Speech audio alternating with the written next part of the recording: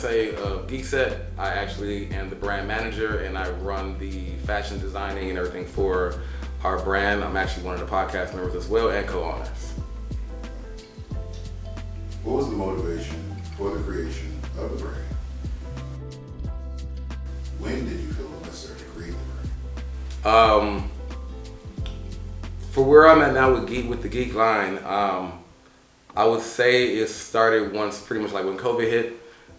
When that hit, we was all trying to pivot as far as a company, or as Geekset as a podcast in general. So when we were putting all that together, trying to figure out what we were doing, we kind of started creating new shows and new ideas and trying to figure out how to expand Geekset into more than a podcast. So in that sense, that was kind of the moment when we kind of created the brand. And in that field, that's when I became more aware of what we were doing, and I started to try to make a line that would complement what Geekset is as a brand and as a label, like more than just what we podcast about, but really what us as individuals or as a group are trying to put out here to the world. So Geek became something that was more of a play on the word geeked, but instead making it more of a self-expression. So in the beginnings, it was a lot more of creating statements with the line, but it was pretty much like in the same realm of like doing what you love, loving what you do. At that time, Deuces was doing our one-on-ones, and we were starting to kick off another show. So that was really the moment where I decided to make a brand that represents all of Geekset other than just the podcast. When did you start investing into it to take it to the next level? You know what? It was a little bit before that. I would say this would have been, it would have been around the same time as around COVID. Like I was actually, before I started doing the Geek line, I actually had another person that was doing a lot of the printing and everything for us. So when he would, I was making more of the designs. So I was still doing my thing, making designs. This is actually when I had a collection called the No Dubs collection. And during this time, I was making a lot of my designs and sending everything to him. And he would kind of give me the prints and everything in that nature. So from there, I kind of started, that was my first self-inspired collection of clothing. But after that, I decided that I needed to look into printing more of this stuff myself, or at least to start doing a lot of more of my own test shots so I can see what it looks like before giving it to somebody else. So I invested, which was, I don't know how the universe works. I would say I got really lucky, but I started looking for, of course, like a cutting machine and looking into vinyl that I was using. And it so happened that my ex-wife had bought all of this stuff for my daughter. Like literally bought a whole Cricut and shirt press like set and a whole bunch of shirts. And my daughter Imani didn't want to do anything. She didn't want to touch it. She was like, that is not what my idea. That was not something I wanted to do. So I got the slide right in there without really making no big like searches for anything. Like it really kind of fell in my lap. And she just sold it to me, and so I was able to pretty much write from there with a Cricut machine and a press. Started running tests, and it pretty much at that point opened more of my ideas of different designs I can do and kind of create. So that was probably the first investment where it just kind of fell in my lap. So the fact that it fell so close to my lap, it felt like I have to use this. So yeah, that would be it. Who inspired you to create? At first, it was a lot of me. Like I was like when I started making the clothes, or when I started doing everything in general. Really, when Geek started, I was designing it in a way that it was mainly T-shirts. So I was pretty much just trying to find more abstract prints or vinyls and things that I can kind of use that just kind of show more variety and just using the terminology of geek. But as Geekset started to do more stuff, we started doing DreamCon and traveling more, and we started putting more of an emphasis on highlighting other geeks. It became my inspiration. Like a lot of my inspiration now relies on really just everybody around me and everything I'm doing. Geekset is heavily in it because I wouldn't be doing any of this stuff without Geekset around. So having Geekset, being part of the Geekset and being able to go to conventions, being able to meet all of these other people, having my peers like Rudy, being able to, successfully land jobs like Watch Mojo, and for us Geekset being able to get in the Forbes, like I was able to design shirts. Like, I mean, he's pretty much, because we're on a roll and the achievements we're doing. Like, I mean, he just gave me the idea to start a Blurs in or on series. Like, so it's now it's like, yeah, as Blurs make more accomplishments in the world, we're going to keep making different shirts showing you the spaces that Blurs are in. And that's really just, that didn't come from me. That came from the accomplishments that we've been doing as Geekset. So I now just get inspired by literally just being a part of this like experience. So it's like my design methods and what I think about, and it all kind of plays and falls into where I'm at with Geekset. So that's really where all my inspiration is coming from right now. It's still a lot of me, because I feel like it's me. I'm making what I want to wear. So I'm definitely inspired by what I think will look good on me. So once I get that out there, then it's pretty much, I'm hoping everybody else likes it. What were you doing before pursuing this? Before Geekset and the clothes, everything, I was pretty much doing a lot of regular jobs like anybody else. Worked at Walmart, worked at Dollar Tree and things of that. And I got a moment in life where I kind of worked for Microsoft, kind of doing a lot of Xbox work. And then I got a kind of an awkward job for a guy who was had a software business in Milwaukee, one of the rich guys or whatever, but it was pretty much one of those like incubator kind of businesses where everybody worked close with the boss, whatever. But I came in as tech support using my knowledge of, I was pretty much already a nerd in computer stuff, and I have a associates in computer networking, but I never really used it for anything. But I kind of used that, and the guy really just hired me because I worked for Microsoft for about a year or two doing Xbox. So that's really what got me into the job. But I was tech support for this guy for a couple of years, and we ended up starting a new contract. I started working for one of his buddies who had a software business of his own. He's a old rich Army vet in Dallas, and after a while, I started managing his business. I went from pretty much being a tech support to like an office manager. Then we had a lot of business changes, and I became like my own boss in a sense for this one client, where I was kind of handling his logistics and customer service and all this kind of stuff. And after a while, I just kind of worked myself into a place where it became my own business, and now I'm more of like a e-commerce operations manager, like a consultant actually, because he pretty much supplied me with my own staff of people that works out. So I just kind of handle his business on a day-to-day if anything goes wrong, but everything runs smoothly. And it now kind of became this like passive income. So it gives me a lot more time to do the conventions with Geekset, like work on all these other different ideas.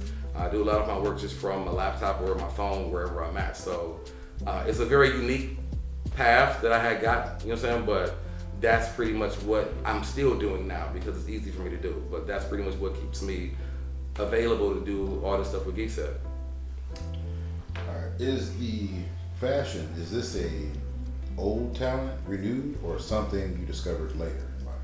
What's really crazy is like I've always had a weird kind of thing in fashion, even though feel like I was never the most fashionable guy. Like I never really was around people in school. Like I was in high school wearing vests and khakis. Like I was really a nerd. You know what I'm saying? Like a lot of my mother dressed me a lot. Like I didn't really get a chance to start dressing myself probably until maybe 16, 17 years old when you get your own kind of job and you start buying stuff. But when I started doing music with my guys, I had my label and everything. One thing that I had immediately got into as we were doing shows was getting shirts of us made, like getting shirts made, whether it was getting someone just to screen print our album cover on a shirt or, other, I remember we had a group called Cherry Clan, and, neither one of the guys were from Cherry, but of course I made a shirt using the whole Cherry Clan cart, like the candy shirt, and they were performing in that. And I remember that's where they got their kind of like first response, where we was at a show and they really was like, bro, y'all from Cherry, and so that shirt didn't last that long. But so it was like I've always had an eye for trying to dress the people I was working with, especially in music. So when Geekset started, we were even in the really, really early stages. There's moments where we share posts of us having some kind of raffle or something with shirts, and Rudy was actually the one that started literally buying us merch and getting shirts made. Like a lot of our first shots of Geekset merch were like, we had a Game of Thrones themed shirt, and we had a Black Panther shirt for WakandaCon for a convention that we went to.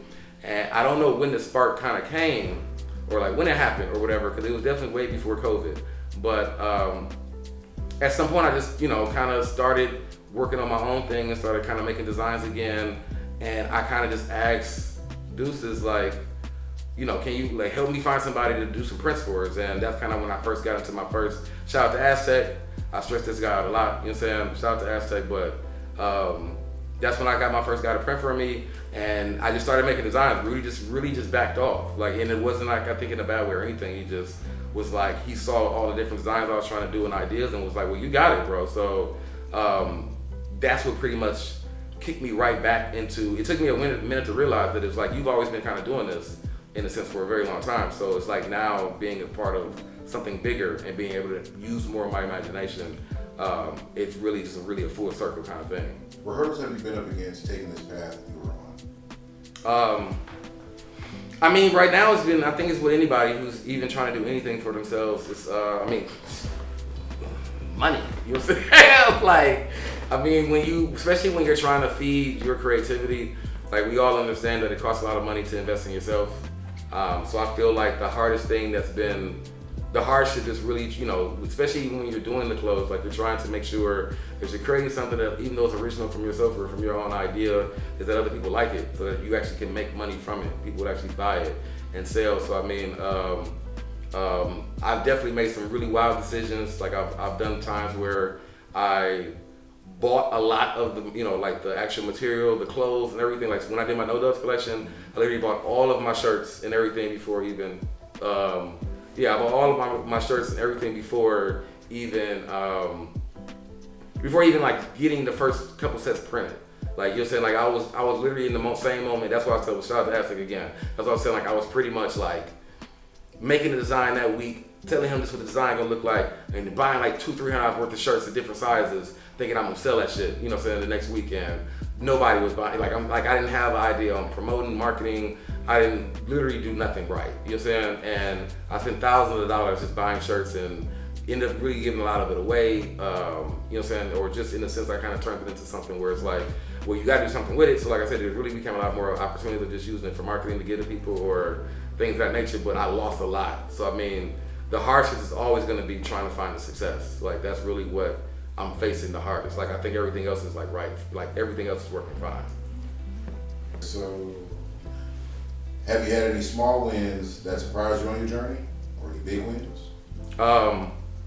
Yeah, I mean, the wins, like I guess the wins, and it really kind of comes on how you look at it as far as the wins. Like I said, even I still wasn't making any money. Like no matter the No Dub collection, the Geek collection, like I'm still just making these shirts. I'm kind of, the best thing about it is I'm dressing. I have 2 people. I have I have a squad of people that I can dress that with my ideas that are going to wear their stuff in different kind of scenarios or work that we do. So knowing that I always have a permanent set of people that I can kind of use as my models is really like that's really one of my biggest wins. Like I think for anybody in doing fashion, having a team or people that just support you and doing what you want to wear, who would just wear your stuff, like you want that, like you need that, like just walking billboards and those of that nature. So that's already a win. You know what I'm saying? Like having the machine behind me, I want to call it.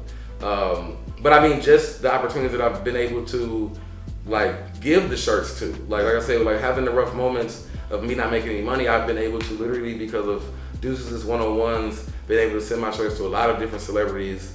Like I've gotten pictures from Deborah Wilson of her wearing the shirt. I have, like I was able to meet the Japanese Vegeta actor, voice actor Rio. Can't think of his last name right now, but we know you're talking about Rio. But I gave him a Vegeta No Dub shirt, like, and I feel like that was like, you know what I'm saying? That was one of my highlights, was being able to meet somebody, and it was my own kind of original design and everything like that, but being able to give him that, and he knew exactly what it was, and take a picture with it. Boy wasn't speaking a lick of English, but was just happy, and it's crazy because it's like, those are, like for me, that's what I like. It's being able to just like see people who like my designs and decides to want to wear them, whether they're supporting Geekset as a whole, and we're all showing our different avenues of Geekset and being able to send it out to somebody and they like it. Another big one I gotta do before I finish is my man Moon Man.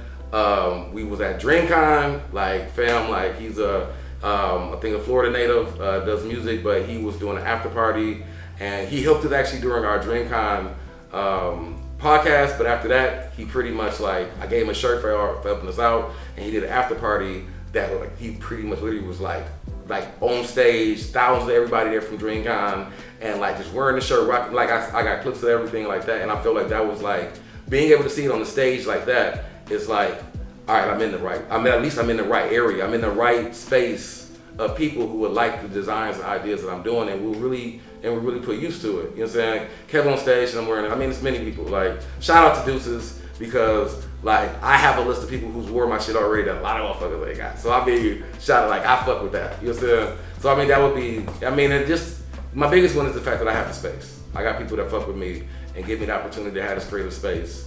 At any point in time, like whatever I decide I want to do with something different, I got people that support it. So that's like the biggest win.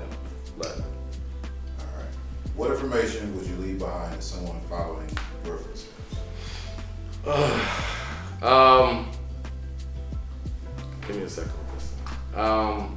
When it comes to fashion, like fashion is pretty much like art. So art, I mean, even when I talked about, this kind of relates to how I talk about Geeked. When it comes to fashion is pretty much art. Art is self-expression. So when you are doing clothes and you're doing this kind of thing in this realm, you are actually making things that are really a piece of you. It's a piece of your creativity, it's a piece of your imagination, it's a piece of your vulnerability, it's a piece of everything that makes you something. You know what I'm saying? Like, this is not something that's been manufactured from a 9-to-5 job. These are not things that are manufactured from like other people's ideas or whatever. These are literally things that are coming from you. And that's how I feel about the geek line in that sense. Like, this, it is self-expression. Like, I feel that people who would be inspired by the clothing or want to wear the clothing are people who realize that this is a fashion statement on saying that I'm actually out here trying to do what I love to do, and I'm taking all the pitfalls and all of the ups and downs that kind of come with it because it's me. Like, your growth and your passion grows with you. So it grows through every pain that you go through. It grows through every external problem that happens with you. It grows through your relationships. It grows through everything. You know what I'm saying? And as long as you staying creative, that's what makes it being a creative. That's what it makes being a creative is. It's like putting all of your emotions sometime into an art form. And it can be fashion, it can be painting, it can be dance, it can be music, it can be anything of that nature. But I feel like when we are in this place, it can tend to be a moment where we lose track of the fact that we're still giving ourselves out, and we have to be very gentle with ourselves in the opportunities that we decide to take on. Everything isn't going to be a win, and everything isn't going to be a loss. You know what I'm saying? But you have to take all of it because that's all part of you, because that's what fashion really is. You know what I'm saying? It's self-expression. So that's why there's so many changes in season. So I would say just to stick at it. And if you believe that you never look bad if what you're wearing is like yourself, like, you know what I'm saying? So as long as you believe in everything that you're doing is you, and you feel like you still look good in whatever you're wearing, if you're in fashion and everything that you're making, like, you won't always be your own biggest billboard. So you have to still walk in that whether nobody cares about it or not. And eventually people will start caring about it. So. Outro? Okay. Cause I definitely talk about the fall line. So, okay, so outro. So I mean, like I said, I appreciate being happy to have this moment to talk. Like I said, for me, this is me just kind of getting into the fact that I'm starting a new line with Geeked. We're in the second year of it, so I'm doing a fall line, which I'm really trying to expand more of my creativity into more of a streetwear kind of fashion. So, I mean, we already have crew necks, but I'm trying to dive into more flannels and crew necks and windbreakers and just more things that I would want to wear other than just the t-shirts and the normal business of things. So I feel that because of that mind state that I want to be in, of like, I want to make sure I'm doing what I love to do, and I love doing it. Like, that's kind of what this fall line represents. Like, these are more of a big statement shirts. If anyone's followed more of the Geek line, Geek was kind of like always more at the forefront in the shirts, but it's the statement that actually means something. That those two lines, love what you do and do what you love, were pretty much the lines that I decided to stay with after you were a part of the first end. Like, you know, it was more different phrases, stay yourself, and things of that nature. But yeah, so it's just with this line. So I just wanted to have a moment that I can talk to everybody about me. I've been with Geekset for a very long time. I mean, we've been doing this stuff now. We're going on 5 years. So I felt that this was a moment that if you haven't been aware of Geekset or the innards of Geekset, being able to kind of put this together to kind of talk about some of the other inner workings that are going on other than just podcasting was well needed for where we're at in our careers right now with Geekset. So as one of the members of Geekset, Bacardi Sensei, who's actually the brand manager and fashion designer, I had to have a moment to kind of just talk my shit. So I appreciate having the moment. Thanks, shout out to Marcus, shout out to KMG Media for really giving me this opportunity, or working with me on this opportunity to actually do this project. You guys are gonna see more, of course, but thank you for having this moment with me. Appreciate it.